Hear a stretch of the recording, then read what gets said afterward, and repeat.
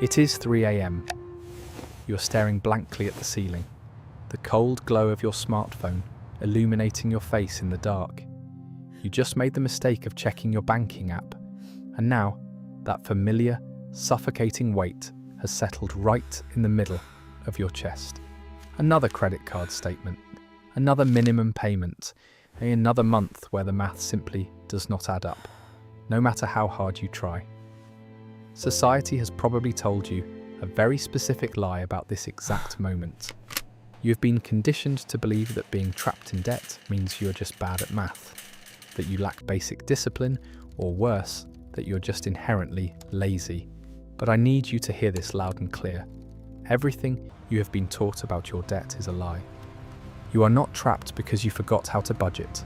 You are trapped because your brain is currently under a sophisticated attack. You are fighting a multi-billion-dollar financial system meticulously designed to exploit millions of years of human evolution.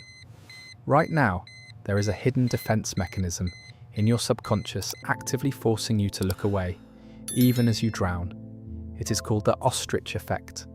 And today, we're going to decode exactly how this psychological matrix hijacked your mind, and more importantly, how you can finally take it back.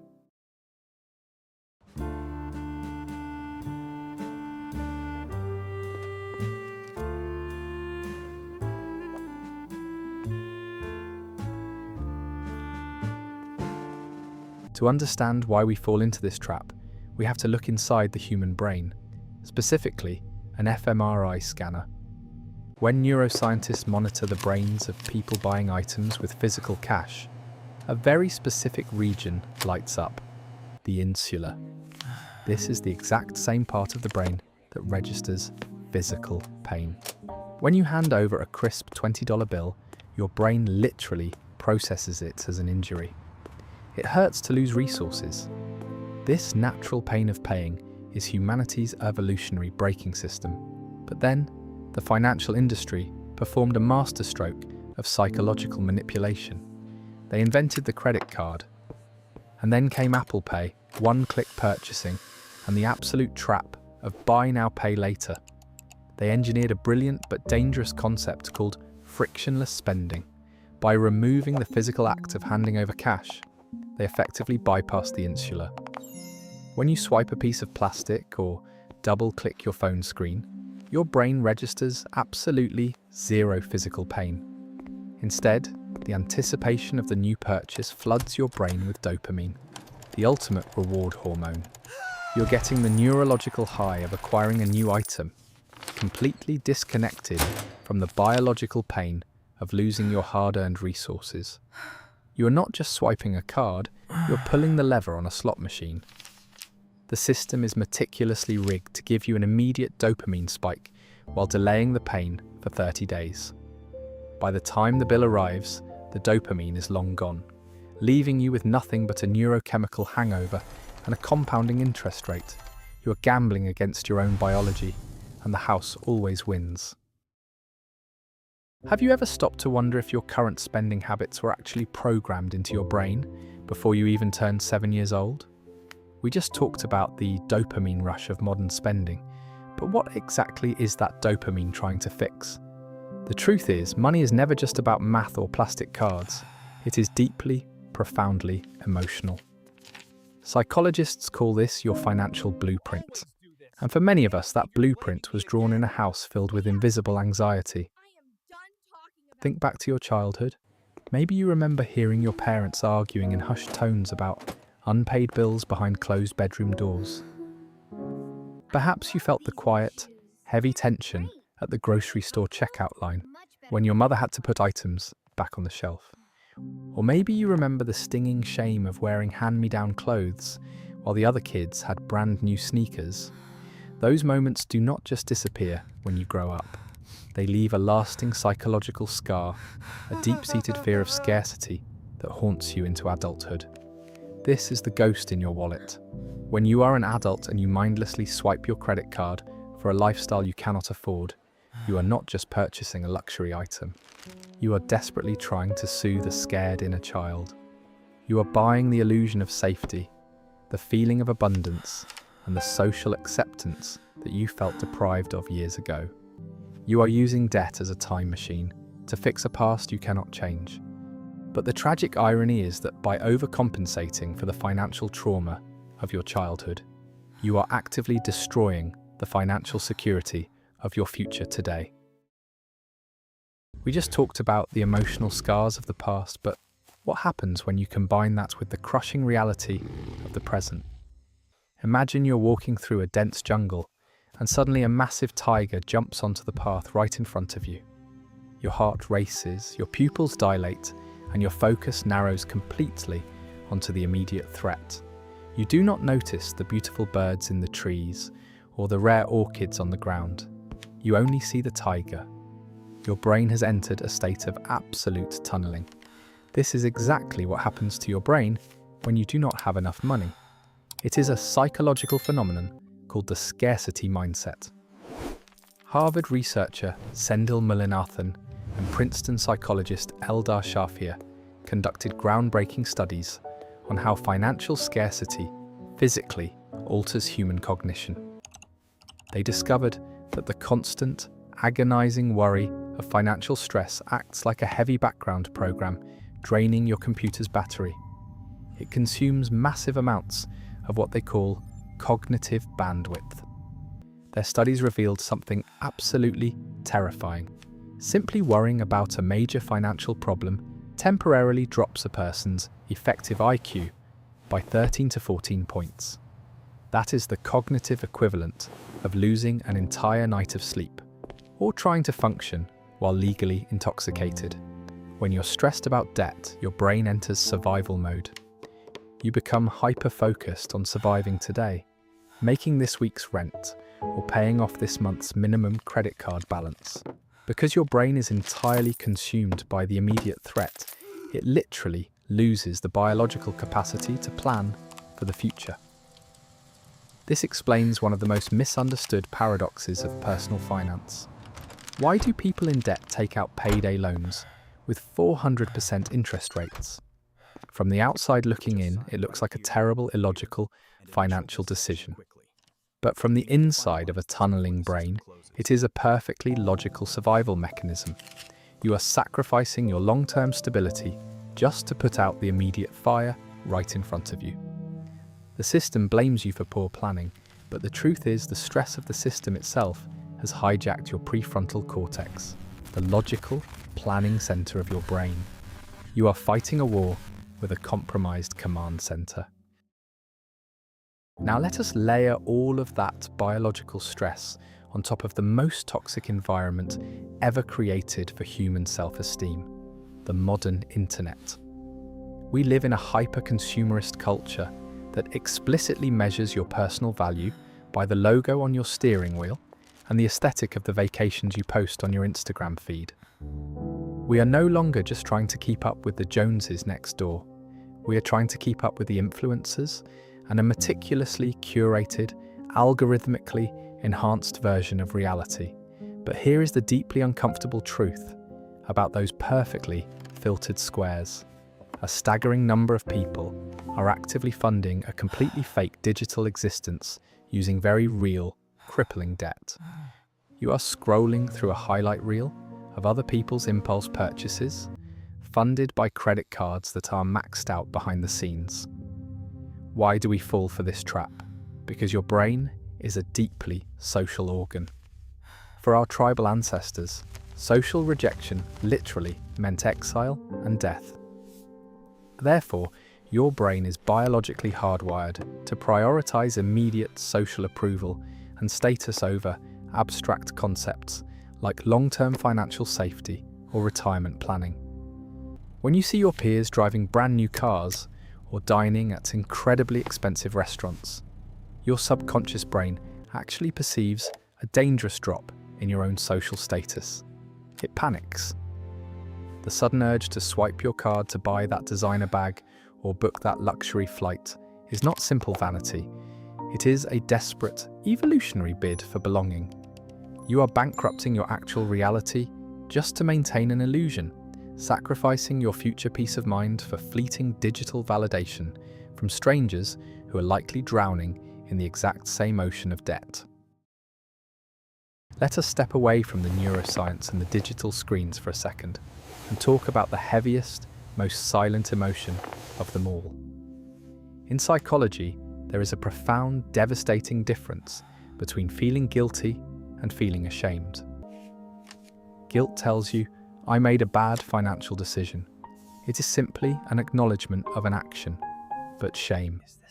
Shame whispers something far darker into your ear in the middle of the night. Shame tells you, I am a bad person. I am a failure. It attacks your very core identity. And in a culture that relentlessly equates your financial net worth with your fundamental human self-worth, falling into severe debt stops being just a mathematical problem. It transforms into a deeply personal, crushing humiliation. When your credit card is declined at a crowded grocery store line, or when you have to secretly ask a family member for a loan just to keep the electricity on, you do not just feel broke, you feel completely broken. This overwhelming shame acts like a toxic radiation, slowly isolating you from everyone you love. But here is the most tragic paradox of human behavior. How do we cope when the psychological pain of this shame becomes absolutely unbearable? We do something that looks completely insane to the outside world. We engage in what behavioral economists call revenge spending. When you feel utterly helpless, permanently restricted, and suffocated by your financial reality, the psychological pressure builds until you eventually snap. You will go out and buy an expensive dinner you know you cannot afford, or purchase a brand new item on a maxed out credit card. Why? Because for a brief, fleeting moment, swiping that piece of plastic gives you back a fragile illusion of control. It makes you feel like you're still participating in a normal life. You are literally using the exact same poison that is destroying your future as a temporary painkiller for your present reality. And the moment that artificial high fades away, the shame returns, only this time it is heavier, darker, and pulling you even deeper into the bottomless spiral. So, what happens when that crushing shame becomes a permanent resident in your mind? You stop fighting it, and instead, you start hiding from it. Let me ask you a very honest, uncomfortable question. How many unopened envelopes from credit card companies are sitting in a pile on your kitchen counter right now? Have you ever actively deleted a mobile banking app from your smartphone just so you would not accidentally see your checking account balance? Or maybe you have deliberately turned off all your email and push notifications just so your phone stops vibrating with terrifying late fee warnings. In behavioral economics, there's a very specific name for this exact phenomenon. It is known as the Ostrich Effect. Just like the old myth of an ostrich burying its head deep into the sand the moment it senses a lethal predator approaching, your brain is actively trying to protect you from severe psychological pain. It deploys a bizarre, irrational defense mechanism of willful blindness. The subconscious logic is deceptively simple and dangerously comforting. If I absolutely refuse to look at the exact number, the number does not actually exist. If I do not open the envelope, the reality of my financial disaster is not entirely real yet. But ignoring the monster living in your closet does not make it disappear. It actually feeds it in the dark. While you're busy looking the other way, the late fees quietly pile up. The compound interest silently accelerates. The worse the mathematical problem gets, the greater the psychological shame becomes, which causes you to bury your head even deeper into the sand. You are trapped in a self-fulfilling prophecy of avoidance, letting a solvable equation mutate into a terrifying monster. We hide from our bank statements, but eventually, the shame forces us to start hiding from the people we love the most. Let us talk about a massive, deeply guarded secret destroying countless American households today. Psychologists call it financial infidelity. This is not about a romantic affair. It is about a secret credit card opened in your name that your spouse knows absolutely nothing about. It is about aggressively ripping the price tags off a shopping bag in your car before you walk through the front door, or casually lying about how much you actually spent on a new item. It is the hidden personal loan you desperately took out just to cover the tracks of another maxed out credit card. Why do we do this to the people we promise to share our entire lives with? Because the unbearable shame we just talked about inevitably breeds deception. When you are completely terrified of being judged as a profound failure by your own partner, lying simply feels like the only safe psychological survival mechanism left. But here is the devastating, unspoken cost of that deception. The constant lies breed a profound, suffocating isolation. The greatest tragedy of falling into severe consumer debt is not the compounding annual interest rate, the harassing phone calls from aggressive debt collectors, or the permanently damaged credit score. The absolute worst part of the debt trap is the agonizing, silent loneliness. You are forced to fight a terrifying, exhausting financial war entirely by yourself, sitting in the exact same room, on the exact same couch, right next to the person who is supposed to be your teammate. So how do we actually escape this psychological matrix? If debt is fundamentally a behavioral and emotional trap, the escape route must also be behavioral. For decades, traditional financial advisors have relentlessly preached the debt avalanche method. Mathematically, it makes perfect sense. You list your debts and aggressively pay off the one with the highest interest rate first, saving you the most money over time. But remember, we are not dealing with a math equation. We are dealing with human psychology. And mathematically, perfect plans constantly fail because they completely ignore human emotion. Enter the debt snowball method. The snowball method tells you to completely ignore the interest rates. Instead, you list every single debt, from the smallest balance to the largest. You pay the minimums on everything else, and you throw every extra dollar you have at the smallest debt until it is completely gone.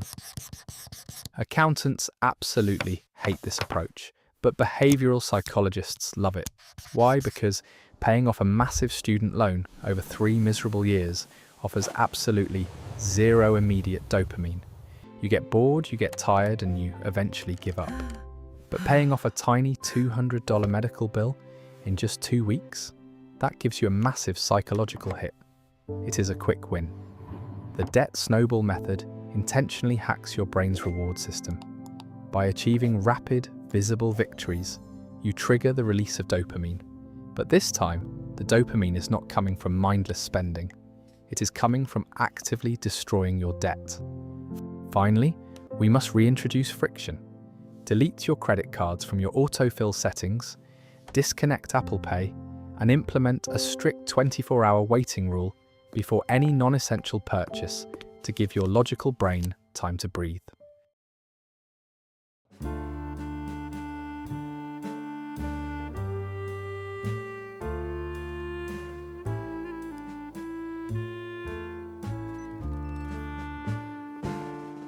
Escaping this psychological trap is not about suddenly becoming a brilliant math genius overnight. It is about finally waking up to the relentless psychological warfare being waged against your attention and your wallet every single day. The very first and absolutely most crucial step out of this terrifying tunnel is radical, unconditional self-forgiveness. You need to deeply understand that you fell into a perfectly engineered hole that was meticulously dug by billionaires, algorithms, and behavioral scientists. The crushing shame ends today. Debt is simply a temporary mathematical state. It is absolutely not a reflection of your fundamental value as a human being. Once you genuinely forgive yourself, you can finally take your head out of the sand. Opening that very first terrifying credit card envelope or logging into your banking app is exactly like turning on a light switch in a pitch-black room.